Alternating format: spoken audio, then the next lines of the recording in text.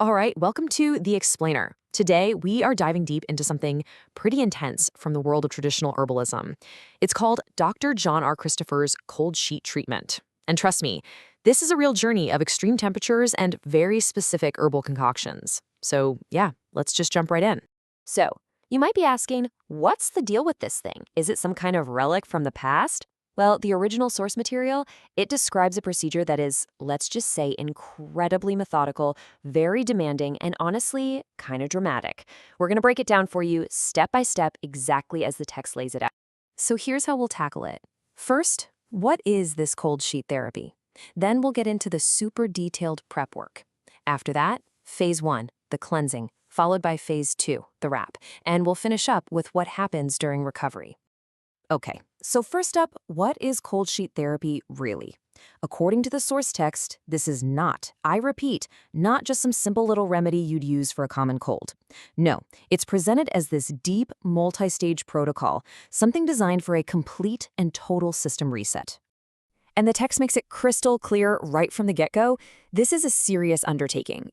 This is not something you just decide to do on a whim by yourself. The protocol actually says you need at least 2 assistants, which right away tells you a whole lot about the intensity we're dealing with here. All right, let's move on to the preparation phase. This is all about getting the required elements together. And let me tell you, the list is pretty long. Okay, so take a look at this checklist. It's no joke. You've got an ice-cold soaked sheet, a whole gallon of something called diaphoretic tea, garlic paste, plus stuff for a hot herbal bath, a plastic-lined bed, even a cold herbal enema solution, and a garlic injection mix. Every single one of these things has a very specific job to do. Now, you probably noticed that term diaphoretic tea. What does that even mean? Well, diaphoretic is just a fancy word for something that makes you sweat. That's it. The source suggests using herbs like yarrow, catnip, or sage, things that are known to induce perspiration. Making the tea itself is actually pretty simple. You pick your herb, pour a gallon of boiling water over it, let it steep, and then strain it. But the key thing here is the quantity. A full gallon. This isn't for sipping casually. It's meant to be chugged down during the hot bath phase to really get that sweat going from the inside out. Okay, so once everything is prepped and ready to go, the actual treatment can begin. And according to the source, things kick off with a pretty intense 2-part internal cleanse. The very first step is a cold enema made with herbal tea. And right after that comes something the text calls a garlic injection. Now, I know what you're thinking, but hold on. That word might sound a little scary, but the source is actually very specific about what it means here.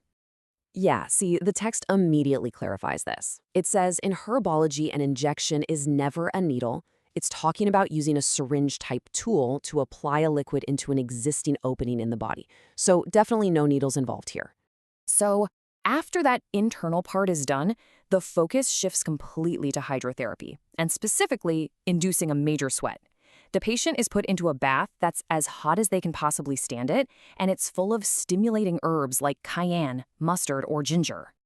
And they're not just in there for a few minutes. The protocol specifies a minimum of 45 minutes. 45. And the whole time, they're supposed to be drinking that hot diaphoretic tea we talked about earlier, so you're basically fueling the sweat from both inside and out.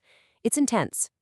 And if you want a sense of just how intense this is, check this out. The protocol itself warns fainting can occur when you pull the patient out of the bath. It even says to keep a cayenne tincture on hand in case they go into shock. This just goes to show you this is not for the faint of heart, literally. And that brings us to the real heart of this whole thing. Phase 2, the wrap. This is where things get, well, dramatic. It's a sudden, shocking transition from extreme heat to extreme cold. So this all happens super fast. The assistants lift the patient straight out of that steaming hot water and immediately wrap them up in a dripping wet, ice-cold sheet. Then they're put into that pre-lined bed covered with blankets, and a thick layer of garlic paste is slattered on their feet. Finally, their feet are wrapped up and the whole sheet is pinned shut like a wet sack. So what's the logic here? Well, according to the text, this sudden shock of cold is supposed to create what it calls an artificial fever. The idea is that your body has to work like crazy to warm up that cold sheet, and in doing so, it triggers this massive, deep sweat that pushes toxins out while you're in a deep sleep. All right, so after that eventful night, we get to the final phase, recovery and renewal. Let's see what the source says happens the morning after this whole ordeal. So, according to the text, the proof is right there on the sheet. What started out as a clean, white, ice-cold wet sheet is now, by morning, completely dry. And not only that, it's no longer white. It's described as being stained with, and I'm quoting here, toxic residue secreted out of the body. So after that incredibly intense night, the morning after routine is actually pretty gentle. It starts with a sponge bath using warm vinegar and water. Then the patient is put into fresh clothes and a freshly made bed. And the main instruction? Just rest. Let your body recover and regain its strength. But it doesn't end there. Diet is apparently a critical final step. For the next day or two, it's only fresh fruit or vegetable juices. And there are some really specific rules, like you have to chew every mouthful of juice to mix it with saliva. The text also warns that the patient might crave junk food, but those cravings absolutely have to be ignored. The whole goal is to transition to what's called a mucusless diet. And this last instruction really gets to the heart of the whole philosophy here. The final step is to teach the patient how their old habits led them to this point in the first place. See, this whole thing isn't meant to be a quick fix you do over and over.